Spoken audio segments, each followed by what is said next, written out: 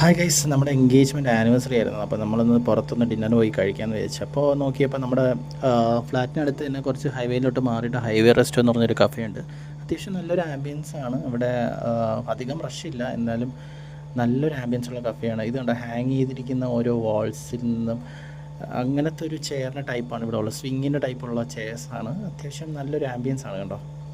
ഒരു ലൈറ്റിംഗ് ഒക്കെ അടിപൊളിയാണ്. ഇതാണ് ഞാൻ പറഞ്ഞ ഹാങ് ചെയ്തിട്ടിരിക്കുന്ന ചെയേഴ്സ്. അപ്പോൾ നമുക്ക് ഇതിൽ നിന്ന് കുറച്ച് സിങ് ചെയ്ത് ആഡ് ചെയ്യൊക്കെ കഴിക്കാൻ പറ്റും. സ്ലോലി, വലിയ രീതിയിലല്ല, ചെറിയ രീതിയിൽ പറ്റും. അപ്പോൾ ഒരു വ്യത്യസ്തമായൊരു സെറ്റപ്പാണ് ഇവിടെ ഉള്ളത്.